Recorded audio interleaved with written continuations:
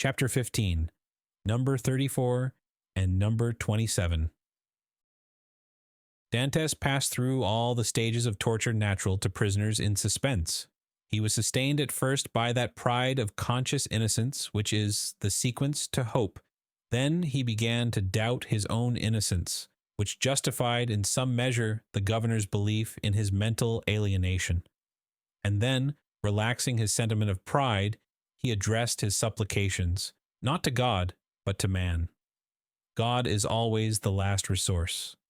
Unfortunates who ought to begin with God do not have any hope in him till they have exhausted all other means of deliverance. Dantes asked to be removed from his present dungeon into another, even if it were darker and deeper, for a change, however disadvantageous, was still a change, and would afford him some amusement. He entreated to be allowed to walk about, to have fresh air, books, and writing materials. His requests were not granted, but he went on asking all the same. He accustomed himself to speaking to the new jailer, although the latter was, if possible, more taciturn than the old one. But still, to speak to a man, even though mute, was something. Dantes spoke for the sake of hearing his own voice.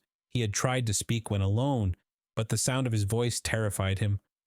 Often, before his captivity, Dantes' mind had revolted at the idea of assemblages of prisoners, made up of thieves, vagabonds, and murderers. He now wished to be amongst them, in order to see some other face besides that of his jailer. He sighed for the galleys, with the infamous costume, the chain, and the brand on the shoulder. The galley slaves breathed the fresh air of heaven and saw each other. They were very happy. He besought the jailer one day to let him have a companion, were it even the mad abbé. The jailer, though rough and hardened by the constant sight of so much suffering, was yet a man. At the bottom of his heart he had often had a feeling of pity for this unhappy young man who suffered so, and he laid the request of number 34 before the governor, but the latter sapiently imagined that Dantes wished to conspire or attempt an escape, and refused his request. Dantes had exhausted all human resources, and he then turned to God. All the pious ideas that had been so long forgotten returned. He recollected the prayers his mother had taught him, and discovered a new meaning in every word. For in prosperity, prayers seem but a mere medley of words until misfortune comes, and the unhappy sufferer first understands the meaning of the sublime language, in which he invokes the pity of heaven. He prayed and prayed aloud, no longer terrified at the sound of his own voice, for he fell into a sort of ecstasy. He laid every action of his life before the Almighty, proposed tasks to accomplish, and at the end of every prayer introduced the entreaty oftener addressed to man than to God. Forgive us our trespasses, as we forgive them that trespass against us. Yet, in spite of his earnest prayers, Dantes remained a prisoner. Then gloom settled heavily upon him. Dantes was a man of great simplicity of thought, and without education. He could not, therefore, in the solitude of his dungeon, traverse in mental vision the history of the ages, bring to life the nations that had perished, and rebuild the ancient cities so vast and stupendous in the light of the imagination, and that pass before the eye glowing with celestial colors in Martin's Babylonian pictures. He could not do this. He whose past life was so short, whose present so melancholy, and his future so doubtful. 19 years of light to reflect upon in eternal darkness. No distraction could come to his aid. His energetic spirit that would have exalted in thus revisiting the past was imprisoned like an eagle in a cage. He clung to one idea, that of his happiness, destroyed without apparent cause by an unheard of fatality. He considered and reconsidered this idea, devoured it, so to speak, as the implacable Ugolino devours the skull of Archbishop Roger in the Inferno of Dante. Rage supplanted religious fervor. Dantes uttered blasphemies that made his jailer recoil with horror, dashed himself furiously against the walls of his prison, wreaked his anger upon everything and chiefly upon himself, so that the least thing, a grain of sand, a straw, or a breath of air that annoyed him, led to paroxysm of fury. Then the letter that Villefort had showed to him recurred to his mind, and every line gleamed forth in fiery letters on the wall like the Mene, Mene, Tekel Upharsin of Belshazzar. He told himself that it was the enmity of man, and not the vengeance of heaven, that had thus plunged him into the deepest misery. He consigned his unknown persecutors to the most horrible tortures he could imagine, and found them all insufficient, because after torture came death, and after death, if not repose, at least the boon of unconsciousness. By dint of constantly dwelling on the idea that tranquility was death, and if punishment were the end in view, other tortures, then death must be invented, he began to reflect on suicide. Unhappy he, who, on the brink of misfortune, broods over ideas like these. Before him is a dead sea that stretches in azure calm before the eye, but he who unwarily ventures within its embrace finds himself struggling with a monster that would drag him down to perdition. Once thus ensnared, unless the protecting hand of God snatch him thence, all is over, and his struggles but tend to hasten his destruction. This state of mental anguish is, however, less terrible than the sufferings that precede or the punishment that possibly will follow. There is a sort of consolation at the contemplation of the yawning abyss, at the bottom of which lie darkness and obscurity. Edmund found some solace in these ideas. All his sorrows, all his sufferings, with their train of gloomy specters, fled from his cell when the angel of death seemed about to enter. Dantes reviewed his past life with composure, and looking forward with terror to his future existence, chose that middle line that seemed to afford him a refuge. Sometimes, said he, in my voyages, when I was a man and commanded other men, I have seen the heavens overcast, the sea rage and foam, the storm arise, and, like a monstrous bird, beating the two horizons with its wings. Then I felt that my vessel was a vain refuge, that trembled and shook before the tempest. Soon the fury of the waves and the sight of the sharp rocks announced the approach of death. And death then terrified me, and I used all my skill and intelligence as a man and a sailor to struggle against the wrath of God. But I did so because I was happy, because I had not courted death, because to be cast upon a bed of rocks and seaweed seemed terrible, because I was unwilling that I, a creature made for the service of God, should serve for food to the gulls and ravens. But now it is different. I have lost all that bound me to life. Death smiles and invites me to repose. I die after my own manner. I die exhausted and broken-spirited, as I fall asleep when I have paced 3,000 times round my cell. That is 30,000 steps, or about 10 leagues.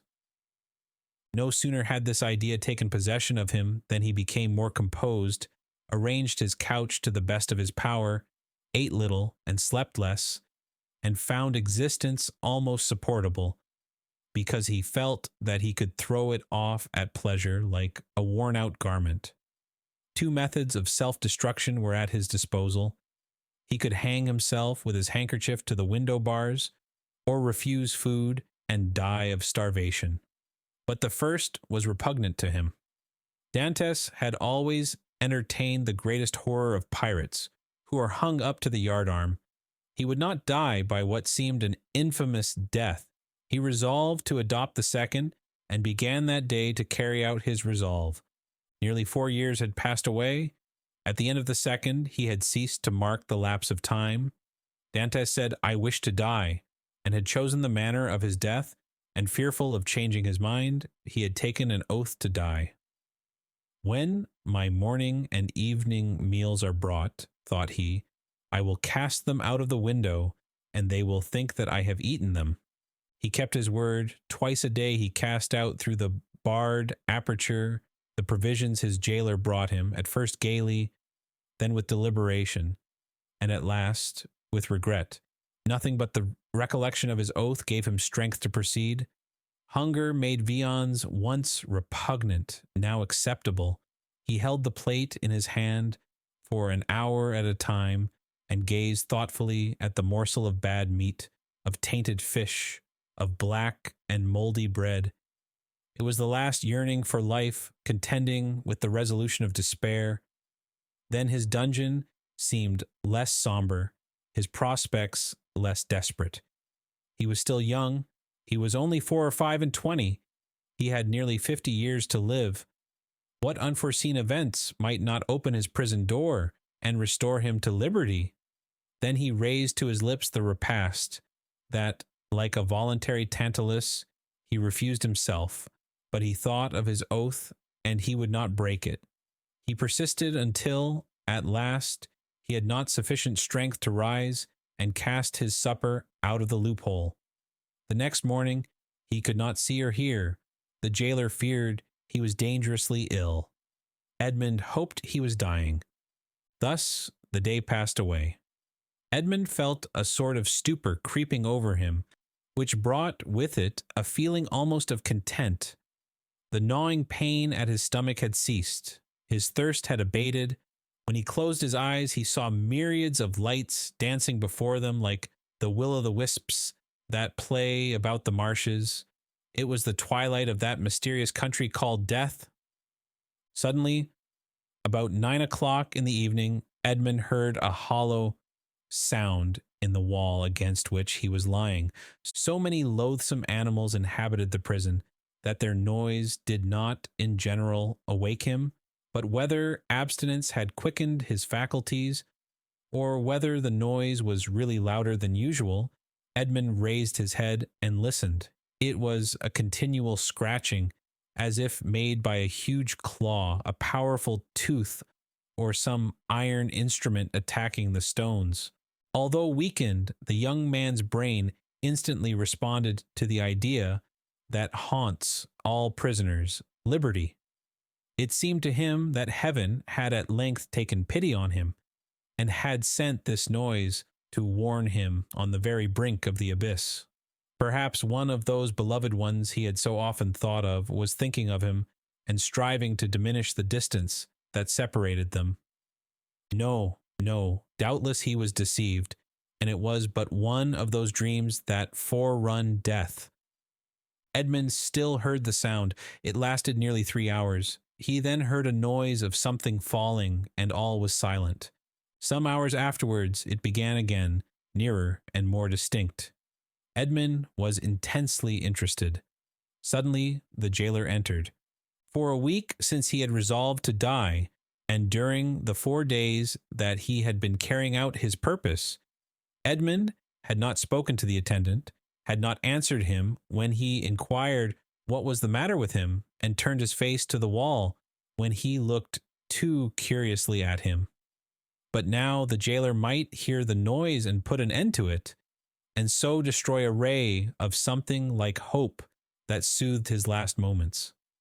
The jailer brought him his breakfast. Dantes raised himself up and began to talk about everything, about the bad quality of the food, about the coldness of his dungeon, grumbling and complaining in order to have an excuse for speaking louder, and wearying the patience of his jailer, who, out of kindness of heart, had brought broth and white bread for his prisoner.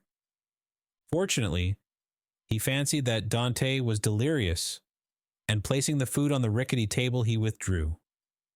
Edmund listened, and the sound became more and more distinct. There can be no doubt about it, thought he. It is some prisoner who is striving to obtain his freedom. Oh, if I were only there to help him! Suddenly another idea took possession of his mind, so used to misfortune that it was scarcely capable of hope. The idea that the noise was made by workmen the governor had ordered to repair the neighboring dungeon. It was easy to ascertain this, but how could he risk the question? It was easy to call his jailer's attention to the noise and watch his countenance as he listened, but might he not, by this means, destroy hopes far more important than the short-lived satisfaction of his own curiosity? Unfortunately, Edmund's brain was still so feeble that he could not bend his thoughts to anything in particular. He saw but one means of restoring lucidity and clearness to his judgment. He turned his eyes towards the soup which the jailer had brought, rose, staggered towards it, raised the vessel to his lips, and drank off the contents with a feeling of indescribable pleasure. He had the resolution to stop with this. He had often heard that shipwrecked persons had died through having eagerly devoured too much food. Edmund replaced on the table the bread he was about to devour and returned to his couch. He did not wish to die. He soon felt that his ideas became again collected. He could think and strengthen his thoughts by reasoning. Then he said to himself, I must put this to the test, but without compromising anybody. If it is a workman, I need but knock against the wall, and he will cease to work in order to find out who is knocking and why he does so. But as his occupation is sanctioned by the governor, he will soon resume it. If, on the contrary, it is a prisoner, the noise I make will alarm him, he will cease, and not begin again until he thinks everyone is asleep. Edmund rose again, but this time his legs did not tremble, and his sight was clear. He went to a corner of his dungeon, detached a stone, and with it knocked against the wall where the sound came. He struck thrice. At the first blow the sound ceased, as if by magic. Edmund listened intently. An hour passed, 2 hours passed, and no sound was heard from the wall. All was silent there. Full of hope, Edmund swallowed a few mouthfuls of bread and water, and, thanks to the vigor of his constitution, found himself well nigh recovered.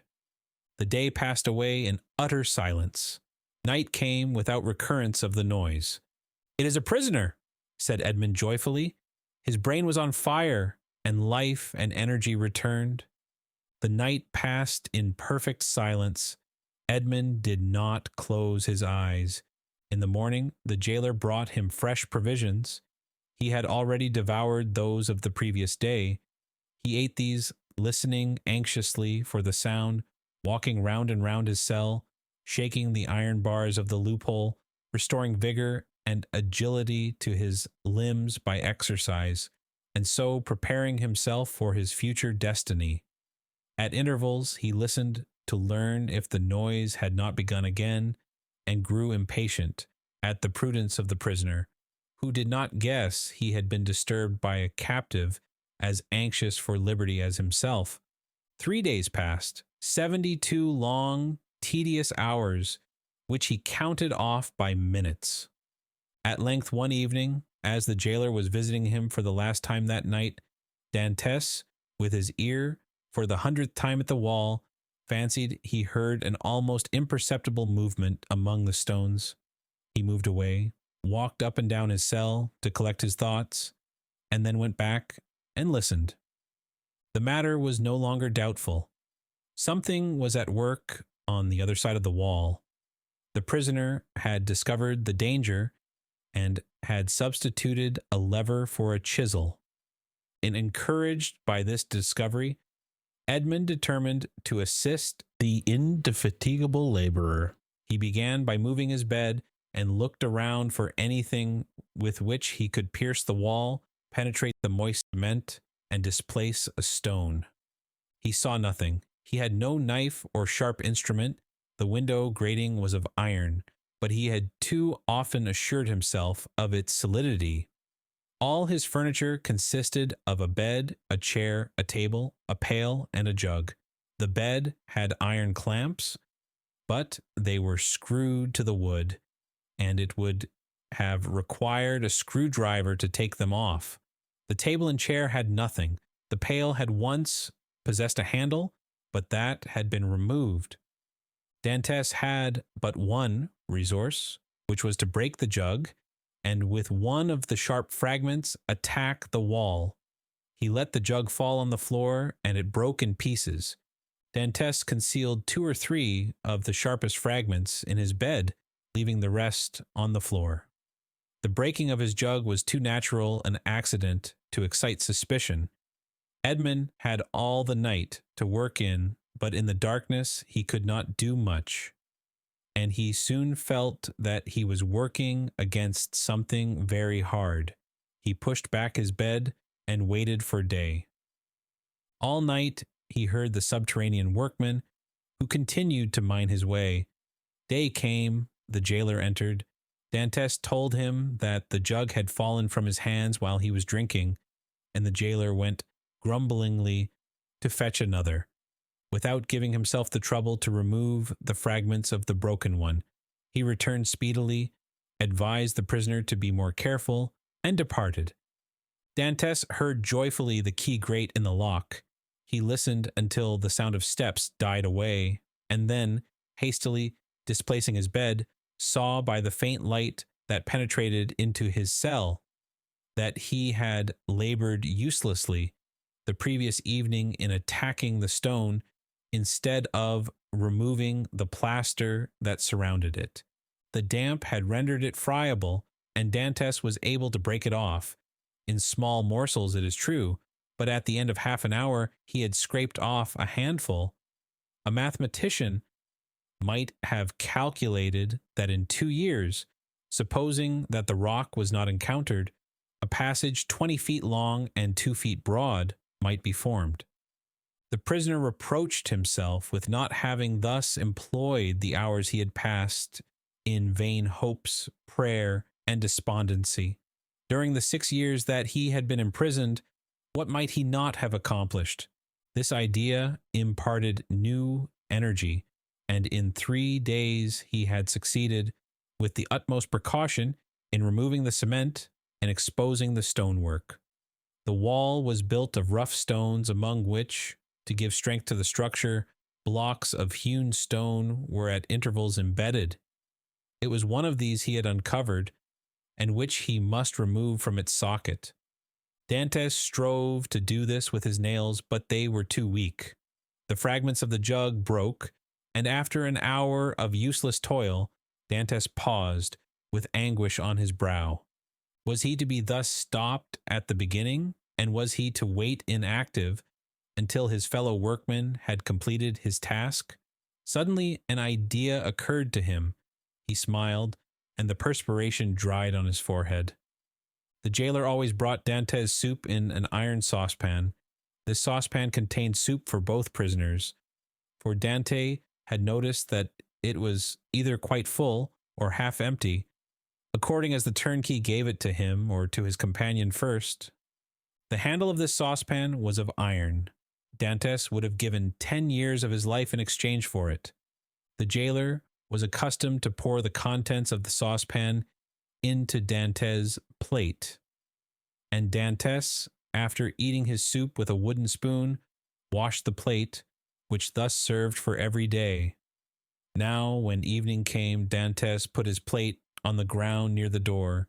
The jailer, as he entered, stepped on it and broke it. This time he could not blame Dantes. He was wrong to leave it there, but the jailer was wrong not to have looked before him. The jailer, therefore, only grumbled.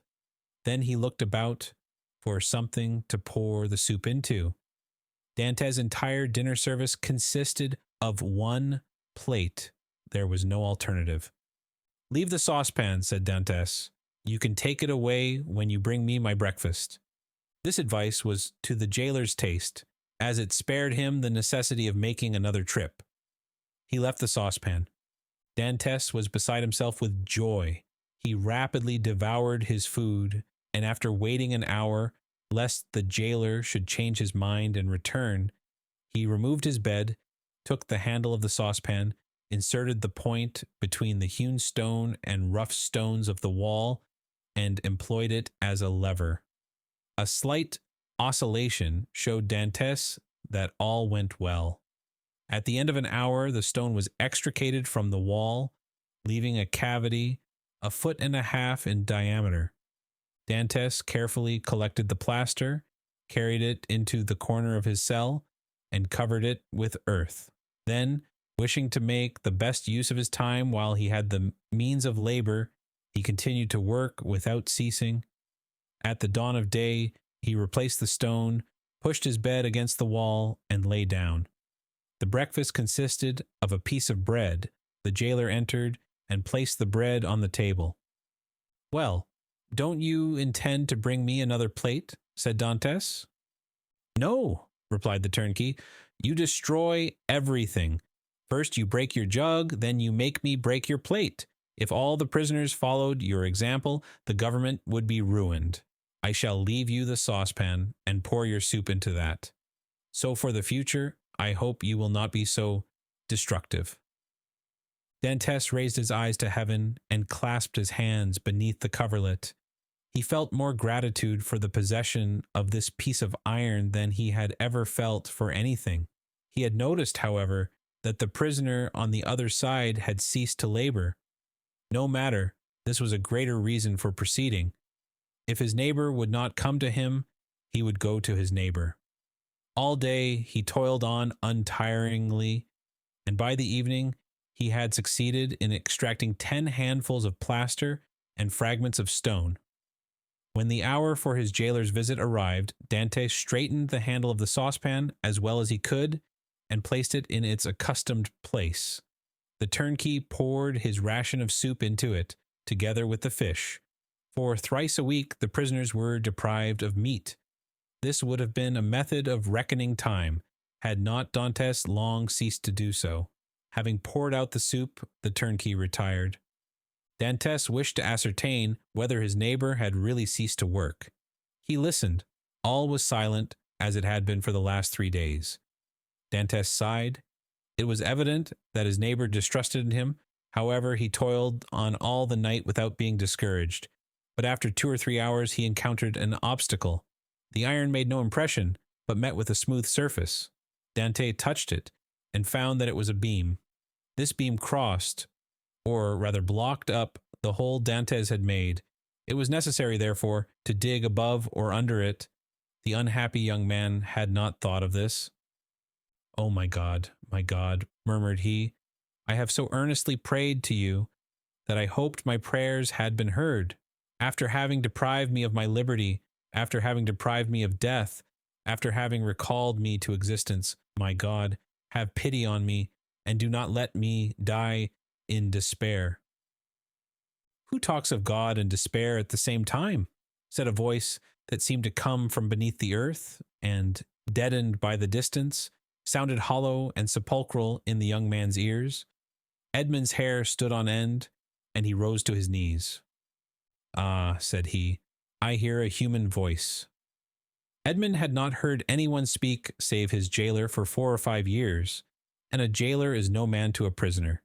He is a living door, a barrier of flesh and blood, adding strength to restraints of oak and iron.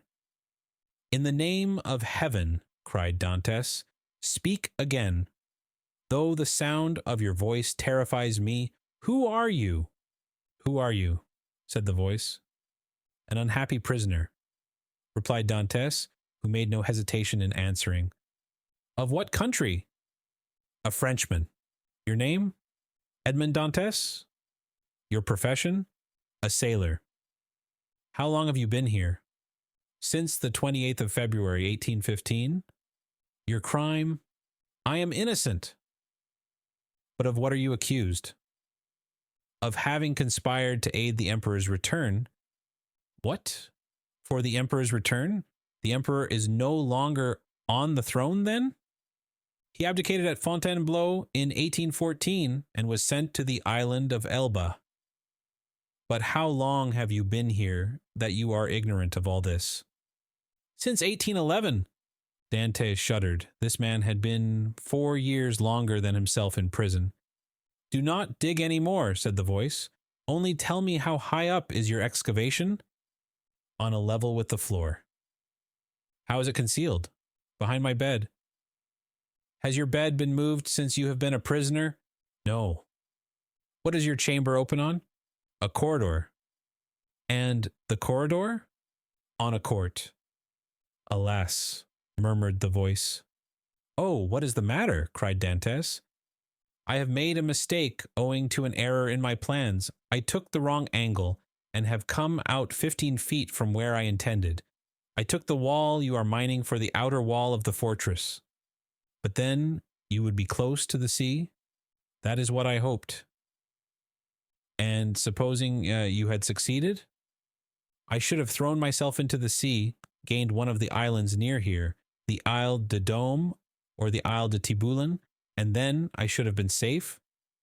Could you have swum so far? Heaven would have given me strength, but now all is lost. All? Yes. Stop up your excavation carefully. Do not work any more, and wait until you hear from me. Tell me, at least, who you are? I am number 27. You mistrust me then, said Dantes. Edmund fancied he heard a bitter laugh resounding from the depths. Oh, I am a Christian, cried Dantes, guessing instinctively that this man meant to abandon him. I swear to you by him who died for us that naught shall induce me to breathe one syllable to my jailers. But I conjure you, do not abandon me. If you do, I swear to you, for I have got to the end of my strength, that I will dash my brains out against the wall, and you will have my death to reproach yourself with. How old are you? Your voice is that of a young man. I do not know my age, for I have not counted the years I have been here. All I do know is that I was just 19 when I was arrested, the 28th of February, 1815. Not quite 26, murmured the voice. At that age he cannot be a traitor. Oh, no, cried Dantes. I swear to you again, rather than betray you, I would allow myself to be hacked in pieces. You have done well to speak to me and ask for my assistance, for I was about to form another plan and leave you, but your age reassures me. I will not forget you. Wait. How long? I must calculate our chances. I will give you the signal. But you will not leave me. You will come to me, or you will let me come to you. We will escape, and if we cannot escape, we will talk, you of those whom you love, and I of those whom I love. You must love somebody? No, I am alone in the world. Then you will love me. If you are young, I will be your comrade. If you are old, I will be your son. I have a father who is 70 if he yet lives. I only love him and a young girl called Mercedes. My father has not yet forgotten me, I am sure, but God alone knows if she loves me still. I shall love you as I loved my father. It is well, returned the voice. Tomorrow. These few words were uttered with an accent that left no doubt of his sincerity. Dantes rose, dispersed the fragments with the same precaution as before, and pushed his bed back against the wall. He then gave himself up to his happiness. He would no longer be alone. He was, perhaps, about to regain his liberty. At the worst, he would have a companion, and captivity that is shared is but half captivity. Plaints made in common are almost prayers, and prayers where 2 or 3 are gathered together invoke the mercy of heaven. All day Dantes walked up and down his cell. He sat down occasionally on his bed, pressing his hand on his heart. At the slightest noise he bounded towards the door. Once or twice the thought crossed his mind that he might be separated from this unknown whom he loved already, and then his mind was made up. When the jailer moved his bed and stooped to examine the opening, he would kill him with his water jug. He would be condemned to die, but he was about to die of grief and despair when this miraculous noise recalled him to life. The jailer came in the evening. Dantes was on his bed. It seemed to him that thus he better guarded the unfinished opening. Doubtless there was a strange expression in his eyes, for the jailer said, "Come, are you going mad again?" Dantes did not answer. He feared that the emotion of his voice would betray him. The jailer went away, shaking his head. Night came. Dantes hoped that his neighbor would profit by the silence to address him, but he was mistaken.